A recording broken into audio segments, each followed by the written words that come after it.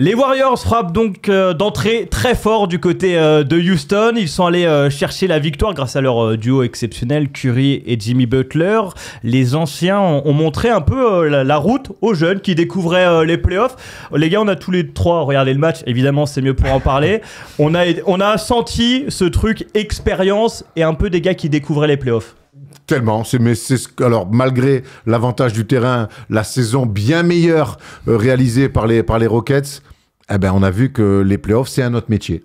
On a vu que c'est un autre métier et que même s'ils sont à l'extérieur, les Warriors ils sont arrivés, ils ont développé un basket de très haut niveau des deux côtés du terrain.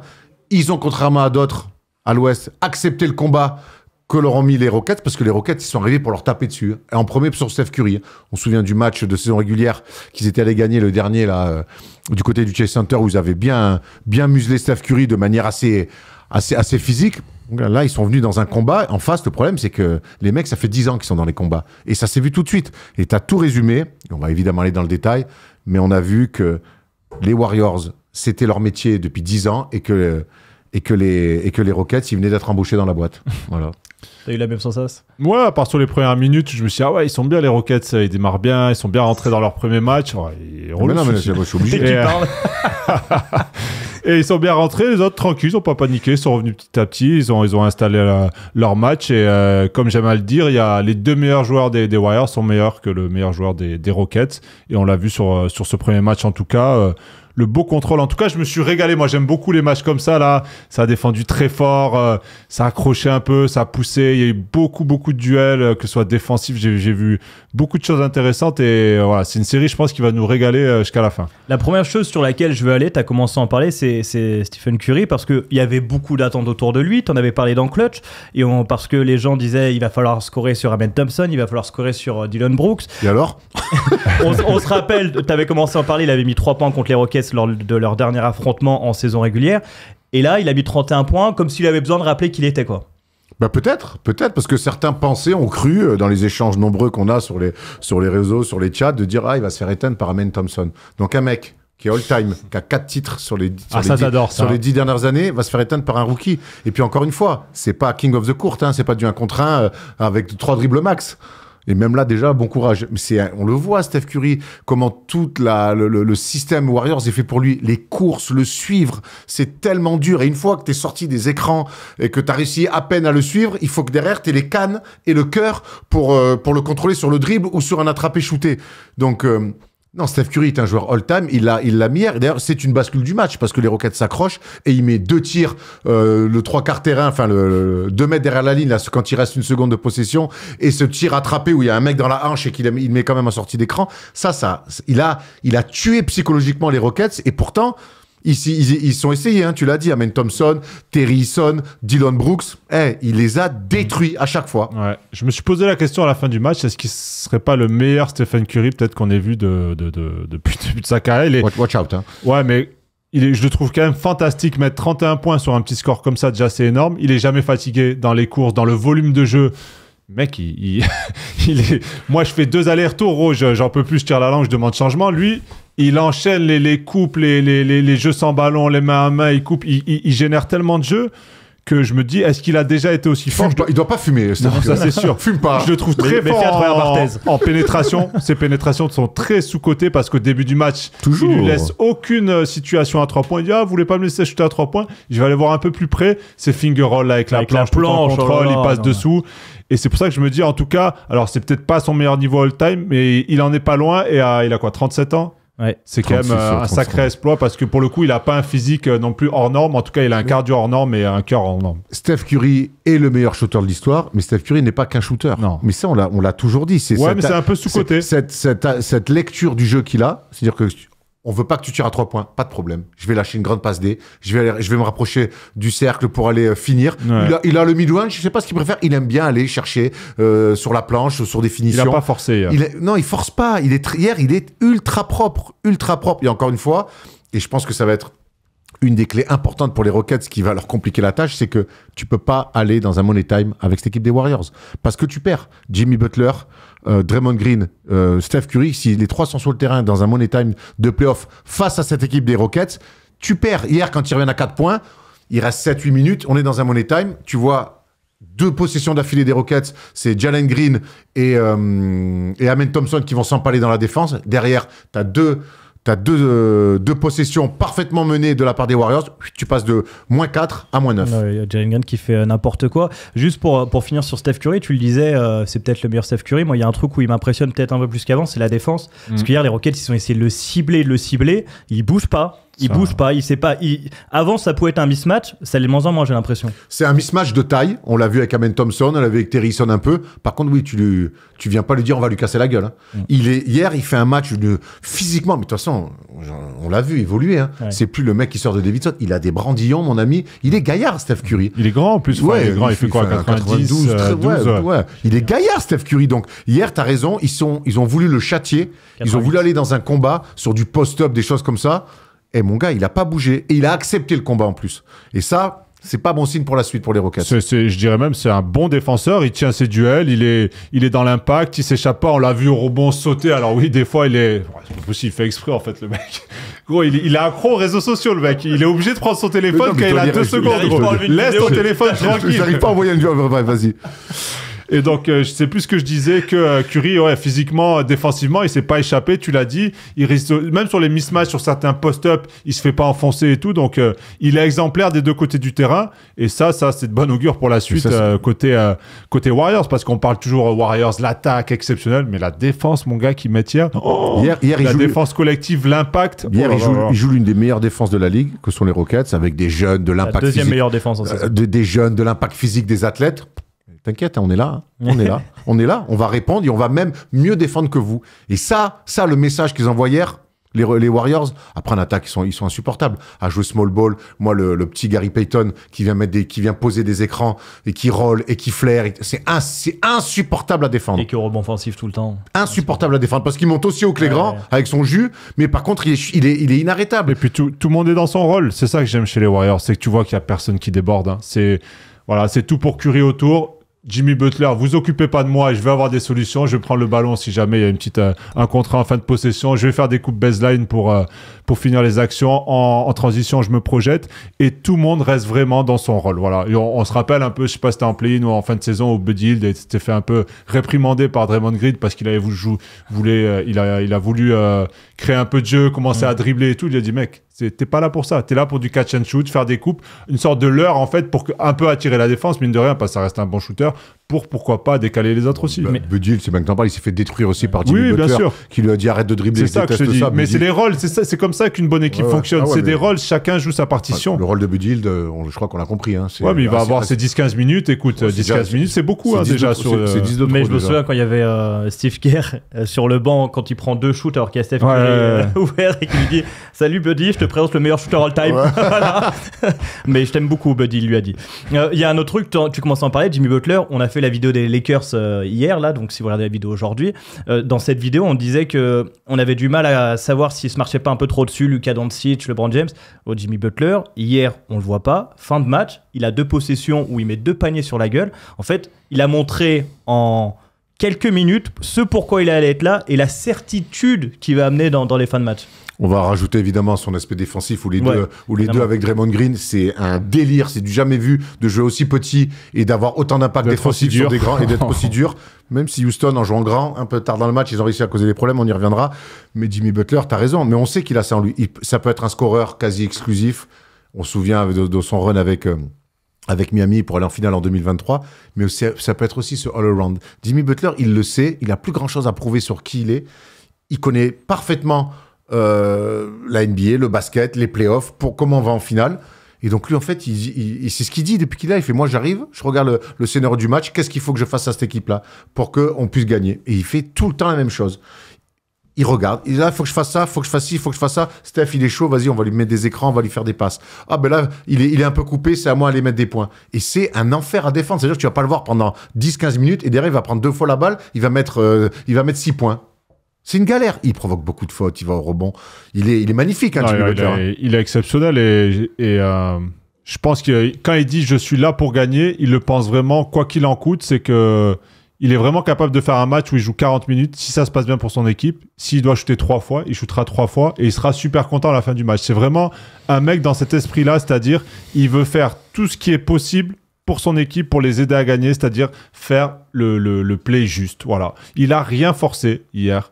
Hier, je sais plus, c'était avant-hier, bref. Dis le match 1. Ouais, match 1. Il a rien forcé, il a été très juste et comme d'habitude, il est partout, mais en même temps, il se fait discret, il sait que tout est tourné autour de Steph Curry. Lui, il a juste à s'adapter à tous les mouvements et il est bon dans ça de base, dans le jeu sans ballon, dans les coups baseline et il prend quelques fins de possession 1 contre 1 et c'est bizarre parce que ça monte pas trop sur lui parce qu'il est pas forcément réputé grand shooter, il se rapproche un peu. Ah, tu montes pas sur moi, ben, je te marre sur la truffe tranquillement. Et voilà, il est trop fort, honnêtement, il est trop fort. Mais sur ça, moi, j'aimerais faire un petit shout-out à Steve Kerr. Steve Kerr, parce que quand il avait fallu intégrer Kevin Durant à l'époque, ça avait fait aucune vague, il est parfaitement intégré. Peut-être que le joueur était venu pour gagner, pareil comme Jimmy Butler, mais je trouve qu'à chaque fois qu'il faut intégrer un grand joueur, un gros joueur, ça s'est parfaitement fait, alors que tu as des égos à gérer dans cette équipe. Et j'ai l'impression que le système... Pas la même situation, mais... Tu penses que le système Warriors, en tout cas... à chaque fois est bon pour intégrer des gros joueurs. Alors, 2 choses. Je pense que oui, Kevin Durant, quand il arrive, c'est pas le même joueur que Jimmy Butler. Ils n'arrivent pas au même moment de leur carrière. Donc, je pense que mine de rien, intégrer Jimmy Butler, ça reste un petit peu plus facile. Il n'empêche que là où je te rejoins, c'est que l'ADN Warriors est un ADN unique. C'est qu'au bout d'un moment, tout est fait pour gagner. Et on se souvient de Steph Curry qui avait laissé le scoring, entre guillemets, l'option numéro 1 à Kevin Durant. Mais ça l'empêchait pas de prendre toujours les mêmes écrans et d'attirer toutes les défenses, de provoquer plein d'aides pour que Kevin Durant derrière puisse se gaver. Donc tout est bien pensé, mais c'est vrai que tu as raison. Que l'intégration de Kevin Durant et de Jimmy Butler, on peut voir des similitudes parce que quelque part, c'est des mecs qui ont besoin d'avoir du temps de jeu, qui ont besoin d'avoir la balle aussi. Tu vois, Jimmy Butler, il n'est pas non plus là à se planquer. Comme on en parlait d'ailleurs de LeBron James sur le premier quart-temps face à Minnesota où il touche pas la balle, Jimmy Butler, ça n'arrive jamais ça. Donc c'est quelque part un système et puis des égos et des gardiens du temple que sont Draymond Green et Stephen Curry, puisque maintenant Jimmy Butler est parti. Klay Thompson. Ouais, j'ai dit quoi? Jimmy Butler. Ouais, n'importe quoi. Klay Thompson est parti. Mais ces 2 mecs-là, finalement, et donc Steve Kerr, font tout pour la gagne. Il n'y a rien au-dessus de la gagne finalement dans cette équipe-là et ça se voit. Très bien, bah, c'était très beau. Ah pardon. Merci d'avoir complété. Pour parler des Rockets désormais, quand on avait vu le tirage des Warriors contre les Rockets, moi la première chose que je m'étais dit c'était il va falloir que Sengun appuie et leur fasse mal. C'est exactement ce qu'il a fait. Hier il fait un grand match, il met 26 pions hier et je crois qu'il prend presque 10 rebonds. Le problème c'est qu'autour de Sengun, le tout pour Sengun, hier ça a eu ses limites terribles. Je suis pas sûr que ce soit un tout pour Sengun. Clairement, c'est le meilleur joueur et je pense que ça va être lui le meilleur joueur de la série. Donc, sur un poste où tu peux appuyer, tu dois faire mal aux Warriors, c'est sur le poste 5. On l'a vu quand même hier. Hein. Sengun, il leur fait mal. Et on voit que quand il joue, et il le fait un peu tard, et Udoka, je trouve, je suis un peu déçu là-dessus, d'aligner Adams et Sengun ensemble. Quand il le fait un peu tard dans la rencontre, je trouve. Ils ont déjà pris un éclat, ils reviennent un peu, et même il le sort un peu, je trouve, sur la fin de match. Je trouve que en tout cas, ça doit lui donner des idées pour le match 2. Leur meilleur joueur, ça va être Sengun. Mais hier, c'est pas du tout pour Sengun. C'est qu'il y a des joueurs qui ont tapé dans le mur de différentes manières. Quand je vois Amen Thompson, c'est son premier match de playoff, mais qui arrive quand même à remplir des cases par de l'activité, par de la défense du rebond, en se rapprochant du cercle en jouant des mismatchs. Et puis je vois des mecs qui tapent dans le mur à 140 à contre-sens sur l'autoroute, comme Jalen Green, par exemple. Et c'est un joueur que j'aime beaucoup, qui a un vrai talent. C'était ma grande inquiétude avec lui. Alors c'est que son premier match de playoff, on va voir par la suite. Mais en tout cas, il a montré pas que de la maladresse, il a montré de l'attitude du mec où on se dit « Ah putain, d'accord, donc toi t'as du talent, mais en fait les playoffs, là où faut mettre un peu des fois la tête, où les autres veulent pas mettre le pied, ça va pas être ton truc. » Associé à Fred VanVleet qui, dans un rôle de meneur numéro 1 où il doit mettre un peu d'ordre dans les choses, eh ben il s'est fait manger un petit peu dans l'intensité et il s'est un petit peu recroquevillé sur de l'adresse et donc finalement là ça devient pièce en l'air. Donc ça fait beaucoup. Mais le truc avec Jalen Green qui est inquiétant, c'est on parle souvent de la manière. Là, pour le coup, je trouve que c'est la manière. C'est pas qu'il a été maladroit ou que finalement il a raté des petits 3 trucs. 3 sur 15. Oui, il a été maladroit, mais c'est pas ça il a pas trouvé il sait pas en fait trouver des bons shoots. Il a pas eu de shoot ouvert, il a pas réussi en contre 1 à faire la différence comme il sait faire en saison régulière pour se trouver des pull-ups à 2 points ou aller finir près du cercle. Tout était très dur, il était contesté, il allait au lay-up, sur les jump shoots à 2 points, il était contesté, il râlait. Playoff, hein. Voilà, mais il a ce physique un peu frêle Et en tout cas, là, sur le premier match, je trouve ça très inquiétant parce que je me suis pas dit, bon, ça arrive, il a il a raté des shoots ouverts, il a raté des lay-ups. Non, j'ai vu qu'il avait souffert. Van Vliet, pareil, mine de rien, il a été très très bien défendu. Il a pas eu de. Moody, il est plus grand que lui, il a des cannes. Mais Moody, il est exemplaire. C'est tout le monde voudrait l'avoir dans son équipe. Il ne dit pas un mot, il prend ses shoots ouverts, il défend, il fait rien. C'est pour ça qu'il joue d'ailleurs, je pense, et que Kuminga joue pas.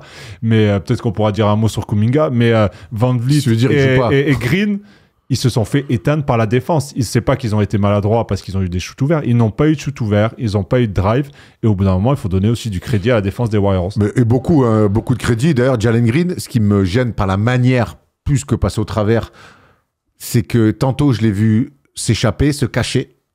Et tantôt, il s'est dit, oula, attends, faut que je me montre un peu. Et du coup, il se montrait et il forçait. Ouais. En fait, il a jamais trouvé le bon rythme. Mais en même temps, on l'a vu toute la saison régulière. C'est un bête de joueur élégant, capable de mettre des grands tirs. Bon. Mais là, le problème, c'est que là, la défense, elle est 2 crans au-dessus et que tout ce que tu vas faire, il n'y a plus de place pour les chichis. Ou si tu fais des chichis, ça veut dire qu'il faut être encore plus fort que ce que tu es.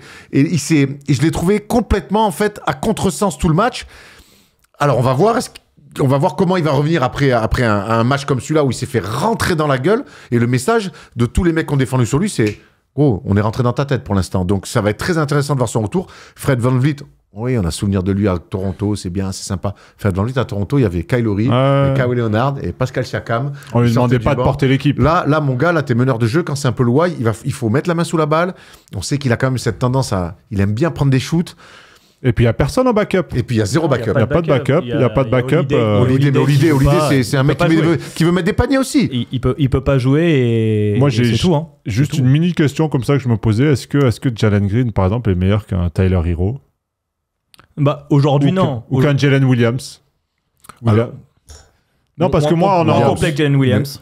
Moins complet pour moi. Moins complet. Après, attendez, c'est son premier truc de playoff. Moi, Taylor Hero, il a montré des choses en playoff. C'est ça. Que l'autre. Là, il a fait qu'un match. On va attendre. Oui, je sais. Mais en tout cas, c'est des joueurs. Non, mais parce que moi, je trouve que des fois, on l'encense tellement Jalen Green. Ah, c'est le futur. Moi, alors, j'ai toujours eu un peu de mal avec ce joueur. C'est un bon joueur. Hein, je vais pas dire que voilà. Mais je trouve qu'il a ses limites. Bon, là, pour le coup, ça l'a montré sur le match 1. Après, j'espère en tout cas qu'il va répondre. Et je suis curieux de voir l'attitude sur le match 2. C'est pour ça que c'est super intéressant tout de suite ces premiers matchs de play-off parce que on a une vision, on a une lecture en tout cas du match 1. Et parfois, la tendance est complètement il va falloir change complètement sur le match 2. Il va falloir qu'ils réagissent, c'est sûr, parce qu'ils vont avoir besoin de lui. Tu peux pas avoir tes 2 leaders comme ça, 2 leaders d'attaque que sont Green et VanVleet qui passent autant au travers. Par contre, il va falloir qu'Emi Udoka, il analyse bien ce match 1 et qu'il joue et qu'il n'hésite pas à jouer grand. Hier, le passage Steven Adams est très bon. L'association Steven Adams avec Şengün, on en parlait Tom, elle a causé beaucoup de problèmes. Je reste persuadé que malgré le fait qu'on encense ces Warriors-là qui jouent très bien au basket, qui jouent ce small ball, qui courent de partout, où c'est très dur, où ils font beaucoup de pics entre des 1-2, 2-3, donc c'est d'autres repères à défendre, c'est très chiant. Il n'empêche que sur le rebond offensif, ils ont souffert hier. Ils ont énormément souffert. Et Steven Adams ne joue que 20 minutes. Mais en fait, moi, le problème, c'est que tu veux faire jouer une équipe jouer grand, mais qui joue mal au basket pour moi. C'était, je crois, c'était l'avant-dernière ou avant-dernière équipe à la passe sur la saison régulière. Et jouer avec des grands, hier, ça marche parce qu'ils envoient que des briques. Et je crois qu'ils prennent... Attends, je vais te redire le nombre de rebonds offensifs. 22 rebonds offensifs. Ils ont 16 possessions en plus. Donc, c'est utile d'avoir 2 grands là. Mais je trouve que avec on le disait, il n'y a pas de meneur. Jalen Green, moi, toute la saison, et je le disais avant d'arriver en playoff, je me dis, ça ne peut pas marcher les deux. Şengün, Green, ça va être difficile de les garder les deux pour aller loin, en tout cas dans la suite avec les Rockets, parce que c'est 2 joueurs qui sont faciles et qui n'aiment pas quand ça devient un peu dur. Sur la première action... Şengün, il a bien répondu. Hein. Hier, Şengün a bien répondu. Première action, alley-oop. Énorme, non, passe pour Şengün, Tomar, énorme. Et là, je me dis, ok, c'est cool, la célébration de Jalen Green et tout. Je me dis, ok, ils sont dedans. Ce que fait Jalen Green, toute la suite du match où tu le dis, il se cache, il est un peu facile et tout. moi, ça va m'inquiéter. Et ce qui m'inquiète, c'est que ça, c'est dans la nature des joueurs. Tu vois, c'est pas juste c'est des traits de caractère. C'est des traits de caractère. Pour moi, c'est pas, il va pas trouver un supplément d'âme. Et je le comparais un peu à Jordan Poole.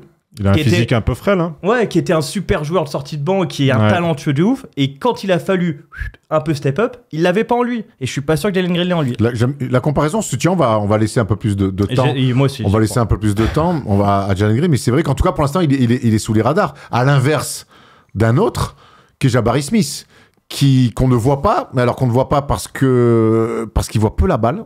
Il touche peu importe. De toute façon, les mecs qui jouent 4-5 même côté plutôt, je trouve qu'ils touchent peu la balle à part Şengün et Jabari Smith qui a une vraie réaction d'orgueil dans la fin de match. Un tir ouvert à 3 points, du rebond offensif, défensivement, il fait gagner des ballons, il monte en intensité. Donc, et pourtant, tu vois, sur la saison, entre la production de Jalen Green et Jabari Smith, bon, il y a pas photo, même si Jabari Smith est un joueur qui est en train encore de progresser. Thomas, d'ailleurs, Dufan, il croit beaucoup.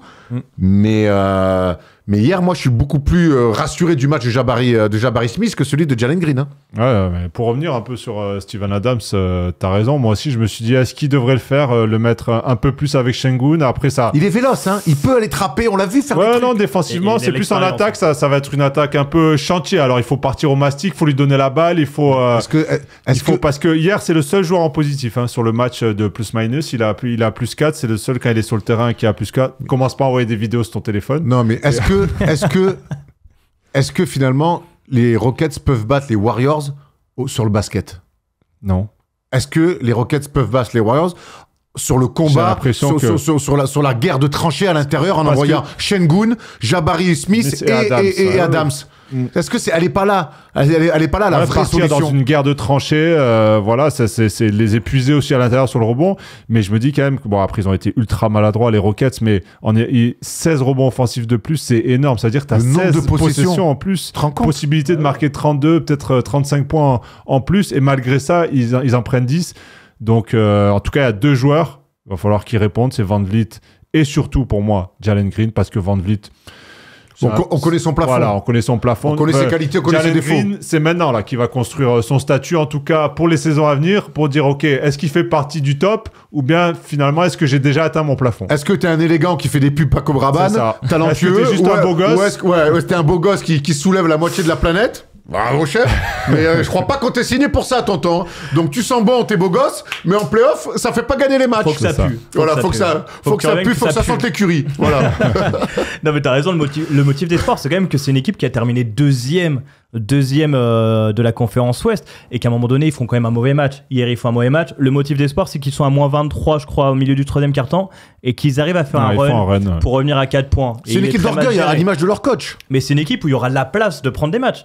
Moi je les Après, enterre pas jeunes, du tout, les ils sont Rockets. tellement jeunes, t'imagines, c'est quasiment leur premier match pour beaucoup de playoffs. Ils tombent, tu l'as dit, contre une équipe qui a une telle expérience en playoff. Ouais, ils se font surprendre. Pourtant, ils démarrent bien les premières minutes. Je me dis, ils rentrent direct comme ça dans leur série. Le début. Oui, c'est le début, mais bon, c'est toujours bon signe de bien démarrer. Et après, ils s'effondrent complètement petit à petit. En tout cas, ils sont usés à l'expérience et plus malins, les Warriors.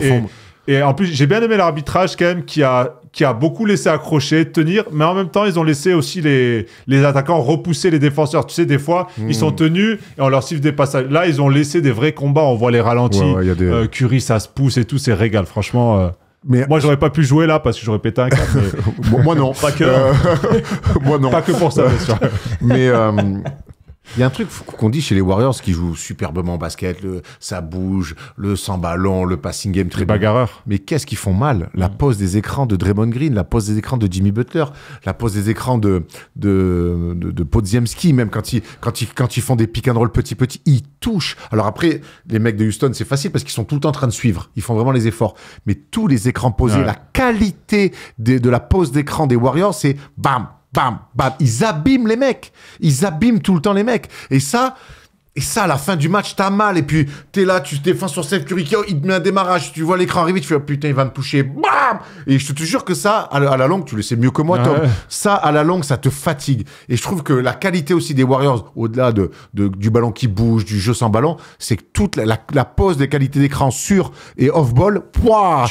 Ouais, en fait, tu peux pas avoir un moment de relâchement parce que tu es sanctionné dès que tu fais une erreur. Et j'adore en plus les pick and roll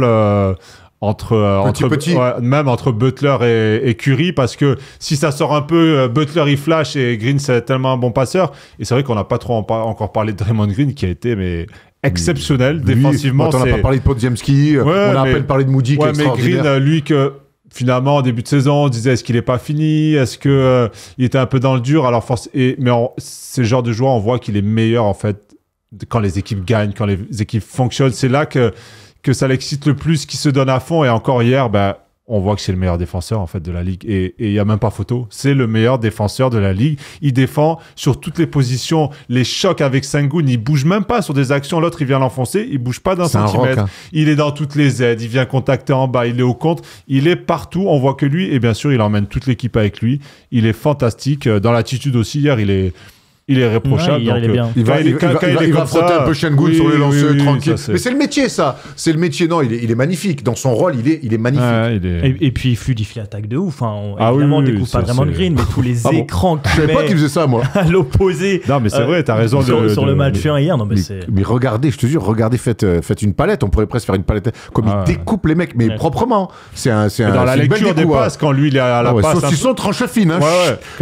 Quand il est à la passe tête de raquette, c'est lui qui doit lire ce qui se passe sur les écrans à l'opposé, qui va sortir, est-ce qu'il y a une coupe dans le dos, et il fait toujours le bon choix, quoi. Il est fantastique. On va essayer de se projeter un peu sur le Game 2 avant de voir les cotes. Les gars, c'est quoi le motif d'espoir pour les Rockets? On parlait de l'intensité tout à l'heure. On est quand même face à une équipe des Warriors qui a failli ne pas aller en play-off. Ils s'en sortent par le play-in. On sait que dans cette conférence Ouest, c'était la jungle, mais à un moment donné, c'est bien qu'elle a des failles, cette équipe des Warriors. Donc, sur quoi ils vont devoir appuyer ces Rockets au vu de ce qu'on a vu du premier match, pour espérer aller chercher un deuxième match chez eux? Moi, je reste persuadé que c'est le poste 5 et la lutte au rebond. Alors, c'est pas le plus joli, c'est pas le plus gai. Moi, je pense que faire des plans anti-Steph Curry, c'est un peu une perte de temps. Il faut évidemment le défendre. Il faut le forcer à prendre des tirs compliqués. Il faut essayer de le sortir aussi tant que possible de sa zone de confort. Et sa zone de confort, elle est très large. Mais pour moi, ça doit pas être la cible numéro 1. Et je trouve que Ime Udoka, dans son game plan sur ce match 1, il y a eu beaucoup de choses faites autour de Steph Curry. Quand Steph Curry est dans des grands soirs, tu peux rien faire. Tu peux rien faire. Par contre, je reste persuadé, mais on le dit déjà, même depuis que Butler est arrivé, que cette équipe est devenue un peu plus cool à voir jouer, qu'on retrouve de l'allant, qu'on retrouve ce Warriors basketball, le poste 5. Quinton Post, il donne des bonnes minutes. C'est pas un bagarreur. C'est un mec qui aime bien être trop large. Draymond Green, il est vaillant autant que possible. Thomas vient de parfaitement le dire. Il est quand même sous-dimensionné. Leur secteur intérieur, par moment, c'est Jimmy Butler, Draymond Green. Kevin Looney semble, en tout cas, être mis de côté. Pour l'instant, Steve Kerr, il joue complètement sur un small ball ultra assumé et tout petit. Il faut que les Rockets obligent Steve Kerr à changer sa stratégie, son fusil d'épaule, et qu'il soit obligé de renvoyer au moins Kevin Looney dans la bagarre au rebond. Hier, on l'a dit, il souffre énormément. Donc, il faut que les grands à l'intérieur, sur du post-up peut-être un petit peu plus, ils shootent beaucoup à 3 points hier, sur du tir, il faut que tout le monde rentre pour le rebond offensif. Il faut qu'il leur fasse mal là-dessus. Provoquer des fautes, parce que le rebond offensif, c'est pas que des possessions, c'est aussi provoquer des fautes. Si Draymond Green, il a 3 fautes dans le milieu du deuxième quart-temps, comment on fait ? Donc voilà, je crois que vraiment... Et Draymond Green, il est dans la lutte au rebond. Donc pour moi, la lutte intérieure, c'est par ça que ça doit se passer. Il doit essayer d'associer le plus possible Adams et Sengun, même si Adams, il va pas prendre 35 minutes. Hein. Et c'est peut-être aussi de lui faire péter les plombs à Green. Ça fait partie du jeu, parfois, de plans de jeu, un peu des... Adams a le profil. Adams a le profil. Ouais, il a le profil, voilà. Il faut lui rentrer dedans aussi et lui faire provoquer des fautes. Parce que c'est quand même la pierre angulaire de tout ce projet, que ce soit défensif ou offensif. Mais il va falloir faire des choix du côté de Houston. Est-ce que... il va falloir que aussi Jalen Green step up, bien évidemment. Mais maintenant, s'il n'est pas si bon que ça, peut-être faire plus jouer Jabari Smith. Dylan Brooks a été très bon défensivement. Il était dans son rôle. Il adore ça, de toute façon, les défis physiques. Mais ça va être très intéressant tactiquement, parce que Udoka, il va aussi, tu l'as dit, devoir faire des choix. Est-ce qu'il faut jouer grand? Est-ce que je reste comme ça petit sur le deuxième match? Mais tu peux alterner. Pour moi, bien sûr, tu alternes. Mais un peu plus, il joue que 15 minutes, Adams. Ouais. Il me semble, 19, pardon. Ouais, mais faut voir. Après, il faut voir aussi la réalité d'un match 2. C'est ça. Est-ce que Steph Curry sera toujours aussi... c'est ça, ils ont été à droit les deux, Butler et Curry. Donc, faudra voir. Mais je pense qu'ils accordent... C'est dur à dire comme ça, ils accordent trop d'importance à vouloir limiter Steph Curry. Steph Curry, tu le limites pas, en fait. Il va toujours attirer des aides, il va toujours prendre un défenseur qui va morfler sur lui, qui va y laisser beaucoup de gomme. T'es capable de lui faire quand même baisser ses pourcentages. Il ne shoot pas tous les soirs à 2 sur 19 comme ça. Là, le défi a été perdu sur le premier match, clairement. Curry a gagné. Voilà, ils ont essayé de le serrer. Est-ce qu'il va shooter tous les soirs comme ça maintenant? S'il shoot tous les soirs comme ça, bravo à lui, Donc bravo aux Warriors. Merci. Aujourd'hui, on en est à me dire, à se poser la question si Steph Curry, mais Steph Curry, pour moi, on doit pas espérer qu'il fasse un mauvais soir, surtout pas à playoff. Moi, je crois pas espérer, le forcer. Ils doivent aller cibler autre chose. Par exemple, Draymond Green sur du post-up avec Şengün. Je reste persuadé que chaque fois que Şengün est en post-up sur Draymond Green, il faut lui donner la balle post-bas. Bien sûr. Il faut insister, il faut aller lui faire il faut lui faire provoquer des fautes à Draymond Green. Ouais. Il faut que Steve Kerr soit obligé à un moment donné de coacher en disant oh là, qu'est-ce que je fais? Je dois gérer Draymond Green qui a des fautes. Ça, ils l'ont pas assez fait. Ils ont oublié un petit peu. Alors que ça avait bien démarré au début. Il a touché beaucoup de ballons et c'est vrai qu'après, il a touché beaucoup moins Şengün. Et tu l'as dit, il faut appuyer. Même si peut-être pendant 2-3 actions, ça marche pas super bien. Appuyer, parce qu'au bout d'un moment aussi, il va se fatiguer. Et peut-être qu'au bout d'un moment, il va faire 1 ou 2 fautes et ça peut changer aussi la dynamique. Les pépères, même s'ils ont un sacré cœur. Moi, je suis d'accord, faut aussi courir plus. Pour moi, ils ont pas assez couru. Très bon repli. Ouais, mais t'as des fusées, t'as Amen Thompson, t'as Jalen Green. Tu dois avoir un peu plus de transition facile pour moi. Et puis, par contre, on le disait, le basket, ça reste un sport d'adresse. Tu fais 6 sur 29 à 3 points et ça arrivera pas de soir de suite pour moi. Il joue small ball, donc le repli, mine de rien, il est vite assuré, il est organisé. Curry va jamais au rebond offensif, il est toujours derrière, donc il est toujours là. Ils sont très très en place sur leur. Ils ont rien laissé, quasiment. J'ai pas souvenir comme ça de contre-attaque facile. Je me rappelle juste peut-être du spin move le plus rapide que j'ai jamais vu de Thompson là. Le spin move qu'il fait, c'est une toupie le mec en fait. Et derrière, layup, il régale. Les deux frères là, franchement. Il y a un meilleur attaquant que l'autre quand même. Oui, mais niveau physique, je parle. C'est des buffs. Amen Thompson est exceptionnel. C'est peut-être lui la clé. Aller le chercher un tout petit peu plus. Hier, il met 8 pions. Non, il est jeune. Offensivement, il est un peu encore frustre. Il est jeune. Alors, il est jeune. Après, moi, c'est Dylan Brooks qui peut-être qu'il doit mettre plus de paniers. Ouais. J'ai arrêté d'y croire, ça, moi, Dylan Brooks. T'es dur avec lui. Avec les Rockets. Mais un rookie face aux Warriors, dire c'est lui la clé, c'est compliqué. Non. Et c'est pas du tout lui mettre des bâtons dans les roues, dire je crois pas en lui, mais il y a des étapes dans des carrières. Quoi. Ouais. Mais de toute façon, ils ont l'avantage du terrain, ils ont fini deuxième. Pour moi, les favoris, c'est ce que j'ai mis dans le bracket, c'est les Warriors. Pas déconner. Jouer les Warriors, c'est une galère. L'autre, il a 108 ans, il est en pleine bourre. Jimmy Butler, il a 208 ans, il est en pleine bourre. Draymond Green, il a 300 ans, il a jamais aussi bien joué au basket. C'est une galère. Après, ils vont rien lâcher, les Rockets. Je pense vraiment que ça va être un chantier jusqu'à la fin. Il va falloir récupérer l'avantage du terrain, mais... Ils vont lâcher jusqu'à la fin. Là, t'as intérêt à prendre chez toi le match 2. Déjà, il faut prendre le 2, clairement, parce que là, après, c'est compliqué. On va regarder les codes. D'ailleurs, ce sera dans la nuit de mercredi à jeudi, ce match entre les Rockets et les Warriors, le match numéro 2. Les Rockets sont à 1,64, les Warriors à 2,20. Très serré, évidemment, les cotes, mais à l'image de ce qu'on a vu. Là, les parieurs ont l'air d'aller sur les Warriors plutôt. Non, sur les Rockets. Ah non, mais il y en a 16 qui sont en train de penser à mettre les Warriors au moment où j'ai fait le screen. Ok. Mais du coup, vous allez sur qui? Ça fait un partout, ça fait 2-0. Un partout pour moi. Un partout pour Erwan. Ouais, j'allais partir aussi sur la réponse des Rockets à domicile parce qu'ils font une saison fantastique et je pense qu'ils valent quand même mieux que ça. Je pense qu'ils n'ont pas été bons sur le premier match et ils vont répondre sur le deuxième. Ouais, il y a eu des moments quand même qui me donnent de l'espoir. Ouais, bien sûr. Ils ont eu de l'orgueil, ils ont été capables d'imposer un petit peu leur rythme par moment. Il y a 2-3 possessions qui gèrent très mal, où ils sont à -4. Il y a deux possessions, deux attaques d'affilée, et c'est là où j'en veux un peu à Van Vliet. Il laisse les mecs partir dans tous les sens, partir un contrat où Jalen Green aussi va s'empaler dans les mecs. Non, c'est parce qu'il s'est déjà vu le héros du match à les faire revenir. Quand tu reviens à -4 alors que tu étais à -23 face aux Warriors, prends soin du ballon, va chercher ce fameux Şengün sur Draymond Green, va chercher un bon tir ouvert. Après, il rentre pas. Il y a des meilleurs soirs que d'autres.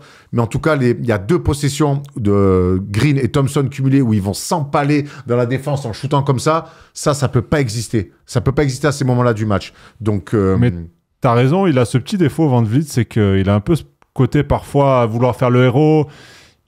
Il a un besoin quand même de shooter. Il a besoin de shooter. C'est pas un mec qui va distribuer toute la partie.